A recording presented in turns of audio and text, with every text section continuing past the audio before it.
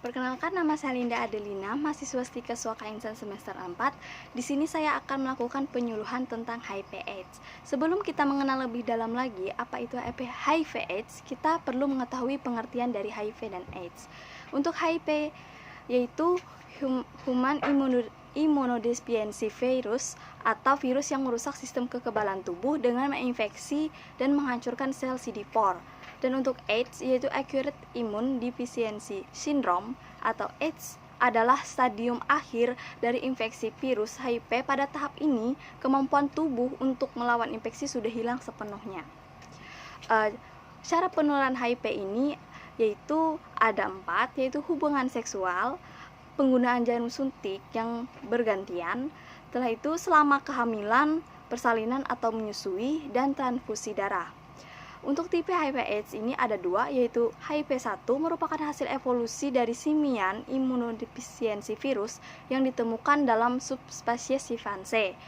Dan untuk HIV2 itu merupakan spesies virus hasil evolusi strain SIV yang berbeda, ditemukan pada Sotimanga Bay, monyet dunia lama, dan Guinea Bissau. Untuk stadium HIV/AIDS dan gejalanya itu ada 4.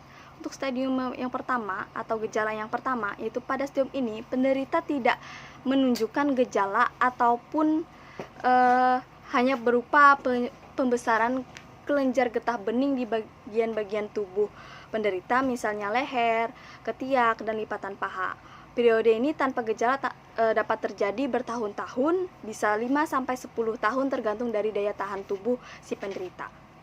Untuk HIV stadium 2 itu penurunan berat badan yang drastis tanpa sebab yang jelas. Diperkirakan penurunannya terjadi kurang lebih dari 10% berat badan sebelum terkena penyakit. Setelah itu infeksi saluran pernapasan atas yang sering kambuh seperti sinusitis, bronkitis, radang telinga tengah, otitis media, radang tenggorokan, atau faringitis. Setelah itu adanya herpes zoster yang berulang dalam 5 tahun, radang pada mulut, stomatitis atau sariawan yang berulang, gatal pada kulit, dermatitis seboroik yang ditandai ketombe luas yang tiba-tiba muncul, infeksi jamur pada kaki dan jari-jari. Untuk gejala HIV stadium 3 itu ada penurunan berat badan lebih dari 10% dari perkiraan berat badan sebelum tanpa penyebab yang jelas. Setelah itu mencret-mencret atau diare kronis yang tidak jelas, penyebabnya sudah berlangsung lebih dari 1 bulan. Setelah itu demam yang terus-menerus sudah berlangsung atau hilang timbul selama lebih dari 1 bulan yang tidak jelas penyebabnya. Setelah itu infeksi jamur di mulut. Setelah itu munculnya bercak putih pada lidah yang berpermukaan kasar, tampak berombak dan berbulu. Setelah itu tuberkulosis paru yang terdiagnosis 2 tahun terakhir, radang mulut akut, nekrotik, gingivitis. Setelah itu radang gusi atau yang berulang dan tidak kunjung sembuh. Hasil pemeriksaan darah yang menunjukkan turunnya sel darah merah, sel darah putih, dan trombosit. Dan untuk gejala HIV stadium 4 itu HIV wasting syndrome, di mana penderita menjadi kurus, kering, dan tidak bertenaga.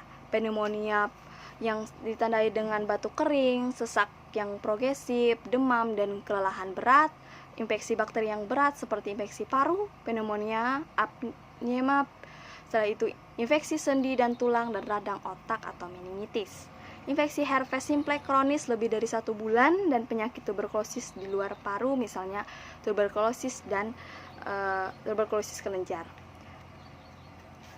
Setelah itu adanya kandidiasi esofagus yang infeksi jamur di kerongkongan yang membuat penderita sangat sulit untuk makan. Sarkoma kaposi. Setelah itu infeksi toksoplasma di otak yang dapat menyebabkan abses atau borok otak. Setelah itu ensolopati HIV, keadaan di mana penderita sudah mengalami penurunan dan perubahan tingkat kesadaran. Kita lanjut ke pencegahan HIV/AIDS. Nah, untuk pencegahannya ini yaitu hindari seks bebas, jangan menggunakan jarum bergantian, menggunakan alat kontrasepsi atau kondom. Setelah itu perhatikan luka yang terbuka, lakukan vaksin dan PREV. Jadi untuk penularan HIV/AIDS tadi sudah dijelaskan, yaitu melalui hubungan seksual, menggunakan jarum segera bergantian, atau dari ibu yang menyusui atau saat melahirkan, dan juga transfusi darah. Jadi HIV/AIDS ini tidak menular melalui kita berjabat tangan ataupun berdekatan dengan si penderita HIV. Jadi sekian yang bisa saya sampaikan, kurang dan lebihnya saya mohon maaf. Terima kasih.